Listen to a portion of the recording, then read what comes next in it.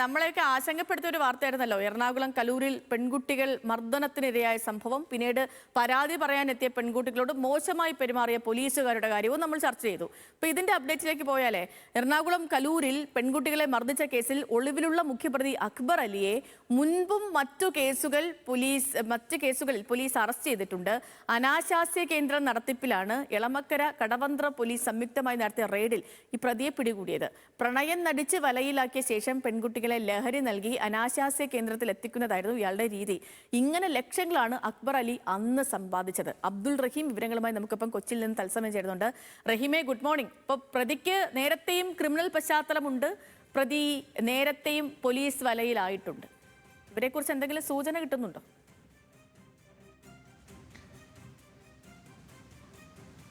Sethu, good morning. ഈ പെൺകുട്ടികളെ ആക്രമിച്ച കേസിലെ മുഖ്യപ്രതിയാണ് അക്ബർ അലി. ഇയാളെക്കുറിച്ച് ഇതുവരെയും പോലീസിന് ഏതെങ്കിലും തരത്തിലുള്ള സൂചന ലഭിച്ചിട്ടില്ല എന്നുള്ളതാണ് ഇതുവരെയും നമുക്ക് ലഭ്യമാകുന്ന വിവരം. ഇയാൾക്ക് വേണ്ടിയുള്ള അന്വേഷണം നിലവിൽ പോലീസിന്റെ ഭാഗത്ത് നിന്ന് ഊർജിതമായി തുടരുകയാണ്. അതേസമയം തന്നെ ഈ കേസിന് മുൻപും ഇയാൾ കൃത്യമായി, അതായത് ക്രിമിനൽ പശ്ചാത്തലമുള്ള ആളാണ് അക്ബർ അലി എന്ന് വ്യക്തമാക്കുന്നതാണ് പുറത്തു വരുന്ന വിവരങ്ങൾ. നേരത്തെ ഏതാണ്ട് 2025 എറണാകുളത്ത് സൗത്ത് കേന്ദ്രീകരിച്ച് ഇയാൾ ഒരു അനാശാസ്യ കേന്ദ്രം നടത്തിയിരുന്നു.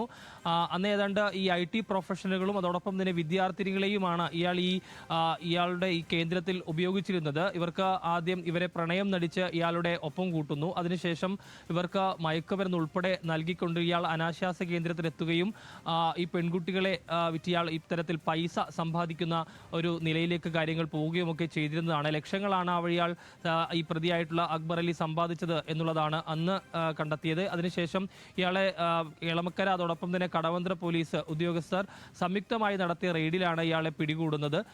അത്തരത്തിൽ വലിയ രീതിയിൽ തന്നെ ക്രിമിനൽ പശ്ചാത്തലമുള്ള ആളാണ് ഈ പെൺകുട്ടികളെ മർദ്ദിച്ചിട്ടുള്ള അക്ബർ അലി. ഇയാളെ കണ്ടെത്താനുള്ള ശ്രമം ഊർജിതമായി തുടരുന്നു എന്നുള്ളത് തന്നെയാണ് പോലീസ് വ്യക്തമാക്കുന്നത്. ഈ കേസുമായി ബന്ധപ്പെട്ട് നേരത്തെ 3 പേരെ അറസ്റ്റ് ചെയ്തിരുന്നു. അവർക്ക് ജാമ്യമില്ലാ വകുപ്പുകൾ പ്രകാരമാണ് ഇവർക്കെതിരെ കേസ് ചുമത്തിയിട്ടുള്ളത്. ഇയാൾ പോകാൻ സാധ്യതയുള്ള ഇടങ്ങളെല്ലാം പോലീസിന്റെ അന്വേഷണം വ്യാപകമായി തന്നെ നടക്കുന്നുണ്ട്. പക്ഷേ ഏതെങ്കിലും തരത്തിലുള്ള സൂചന ഈ പ്രതിയെക്കുറിച്ച് ലഭിച്ചിട്ടില്ല എന്നുള്ളതാണ് മനസ്സിലാക്കാൻ കഴിയുന്നത്. കൂടാതെ ഈ പെൺകുട്ടികളെ മർദ്ദിച്ച, അതായത് ഈ കഴിഞ്ഞ ദിവസം പുറത്തിറങ്ങിയ പെൺകുട്ടികളെ മർദ്ദിച്ച അക്ബർ അലിക്ക് ഒപ്പം ഉണ്ടായിരുന്ന മറ്റു ചില ആളുകൾ കൂടിയുണ്ട്. അവരെയും കണ്ടെത്താനുള്ള ശ്രമത്തിലാണ് നിലവിൽ പോലീസ്. ഏതായാലും വലിയ രീതിയിൽ തന്നെ ക്രിമിനൽ പശ്ചാത്തലമുള്ള ആളാണ് ഈ അക്ബർ അലി എന്ന് വ്യക്തമാക്കുന്നതാണ് ഏതായാലും പുറത്തു വരുന്ന വിവരങ്ങൾ. ഇയാൾക്കെതിരെയും നേരത്തെയും സമാനമായ കേസുകൾ ഉണ്ട് എന്നുള്ളതാണ് പോലീസ് വ്യക്തമാക്കുന്നത്. സേതു, ഓക്കെ റഹീമെ, ശരി. ഇപ്പൊ പ്രതികൾ എവിടെ എന്നുള്ളതിലാണ് ഇനിയിപ്പോൾ അറിയേണ്ടത്. പ്രതികളുടെ ക്രിമിനൽ പശ്ചാത്തലമാണ് ഇപ്പോൾ നമ്മൾ അറിഞ്ഞത്.